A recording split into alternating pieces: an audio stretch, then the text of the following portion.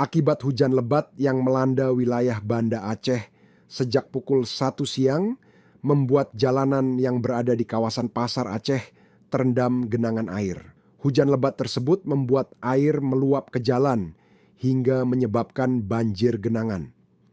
Ketinggian air bahkan mencapai kurang lebih 25 cm, khususnya di belakang Masjid Raya Baitur Rahman, di mana banjir genangan membuat air merendam jalan di kawasan tersebut.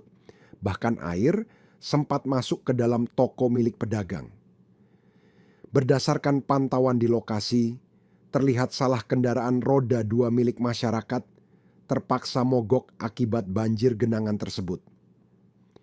Amran, salah seorang pedagang peci dan kopiah di kawasan tersebut, mengaku bahwa Pasar Aceh merupakan daerah yang menjadi langganan banjir genangan ketika hujan lebat.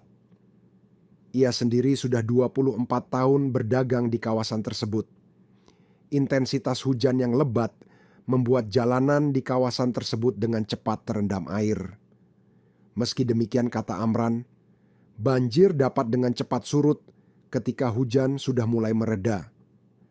Namun ia berharap ada perbaikan dan jalur pembuangan dapat tembus langsung ke Lampaseh, sehingga saat hujan lebat, daerah ini tidak terjadi banjir lagi.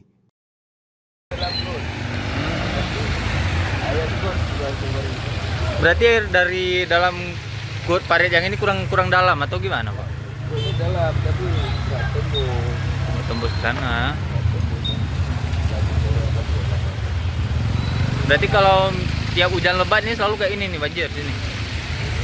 Ya lebat, tapi lagi sebentar aja banjir ini. Oh iya, baru sebentar ya. Dari jam 3 kalau saya tadi, Pak. Jadi masuk air dalam toko sama dia.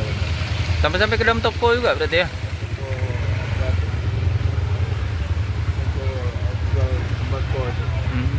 Tapi biasanya kalau di sini kalau udah banjir kayak ini cepat surutnya juga atau agak lama sih? Surut cepat. Oh iya. Tadi lebih dalam lagi berarti? Dalam lagi. Sampai semana tadi? Ini Sampai batasan yang becaknya. sampai kaki becak atas loh. Download Tribun X sekarang, menghadirkan lokal menjadi Indonesia.